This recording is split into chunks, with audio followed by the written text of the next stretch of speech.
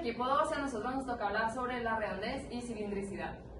La redondez y cilindricidad son conceptos fundamentales en la metrología. En este tema explicaremos la definición de los conceptos y aplicaremos prácticas, el cómo pueden medir y sus ejemplos. Hay un arte de anochecer, de la entrada del cuerpo al alma, de la niebla a la redondez y del círculo al cielo. José Borrega. Comenzaremos hablando sobre la definición de redondez. Se define como la desviación del círculo geométrico de un cuerpo circular. El método de representación cuando la circularidad de un cuerpo circular está intercalada por dos círculos geométricos concéntricos. El espacio mínimo entre los dos de un círculo concéntrico se expresa como la diferencia de radio de los círculos. Círculos concéntricos se expresa como la diferencia de radio de los dos círculos y la circularidad se expresa en milímetros o micrómetros.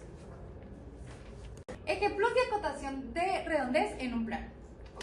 Cuando se trata de encontrar los diámetros de circunferencias de cualquier gráfico y no disponemos de espacio para la colocación de la cifra de cota, entonces podemos dibujar las líneas de cota haciendo referencia al diámetro con las puntas de flecha desde exterior, como mostramos en la ilustración. Esto quiere decir que cuando tenemos la redondez plasmada y no tenemos espacio para colocar la cota, o bueno, en este caso el número, como se muestra aquí, lo que pasa es que tomamos dos flechas desde el exterior, haciendo referencia a que estamos tomando el diámetro, y colocamos el número por fuera. Y esto también viene siendo que aquí, como se puede mostrar, están plasmadas o ilustradas dos líneas que también, haciendo referencia a una X, que esto quiere decir también que se está tomando el diámetro. Bueno, en este caso acotando el diámetro. Okay. La acotación de radio en la redondez. El centro de un arco puede representarse por un círculo, una cruz, un punto o dos ejes que se cortan, como se muestra en esta imagen. Aquí se muestra, en las imágenes se está mostrando de manera incorrecta en esta, ¿no? Que vendría siendo que están agarrando desde el círculo, el radio de un círculo y lo están plasmando, la acotación de un círculo, pero lo están plasmando hasta la figura por fuera, que eso es incorrecto, eso no se debe de hacer. Y la forma correcta vendría siendo como tomas la flecha, va haciendo referencia que va hacia afuera. Entonces quiere decir que aquí está acotando el radio del círculo, o bueno, en este caso de la redondez de este gráfico. Y está plasmada por R y 14, ¿no? Que vendría siendo la medida de la acotación del radio. Y ahora la acotación del diámetro. La acotación del diámetro se refiere a la forma que se representa la medida del diámetro de un círculo o una circunferencia en un dibujo técnico. En este caso, aquí se puede demostrar cómo se está acotando el diámetro de ambos círculos y ambas referencias están correctas. Eso nos hace referencia a que hay un círculo grande y un círculo chico. Aquí se está acotando el diámetro del círculo chico, como se puede notar o como se puede ver en la imagen, y aquí se está acotando el círculo más grande. Y en ambos aparecen los números que vendría siendo la medición de la acotación, ¿no? O la medida del diámetro que debe de ser el círculo o ambos círculos en este caso. Y esta también está correcta, ya que se está acotando hacia abajo de la figura, y se plasman las mismas medidas, ya que si tú colocas una medida en la acotación debe de ser de ese tamaño, y se puede acotar haciendo por dentro y se puede acotar también hacia el exterior. Voy a hablar de la medición de la tolerancia, que vendría siendo, por ejemplo, el requisito de la redondez específica, cuán perfectamente debe ser un círculo o cuán perfecto debe de ser la figura que nosotros estamos pues, haciendo, ¿no? La medición de la tolerancia se refiere a la capacidad de determinar cuántas variaciones son aceptables en una dimensión. Pues la tolerancia es el rango permitido de una variación alrededor de un valor objetivo. También tenemos el valor nominal, que vendría siendo el valor ideal o esperado que tenemos nosotros desde la figura. inferior. Y también tenemos el límite superior, que es el valor máximo permitido que nosotros tenemos para salir de ese radio. La cilindricidad, lo que quiere decir que es, ya podría ser que se explique en un plano de una manera que el círculo esté marcado específicamente y tiene otro eje, como conocemos, el radio empieza de aquí. Entonces debe de haber una medida exacta de otro círculo.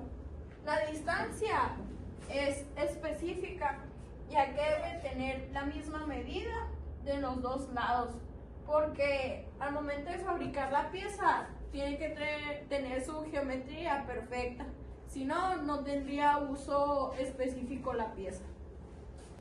Ejemplo de medición de la cilindricidad. Se puede medir la cilindricidad en un eje utilizando instrumentos de medición llamados cilindrómetro. El instrumento se coloca en un eje y se toma la medición en diferentes puntos para determinar la cilindricidad. El procedimiento del cilómetro es primero colocar la pieza que vas a ocupar aquí. Después se ajusta el cilindro, que sería de esta parte, para que se adapte a la pieza que le quieras agarrar el eje. Después se lee el procedimiento que te los da. Después se agarra la lectura de las medidas, que son estas, que están aquí.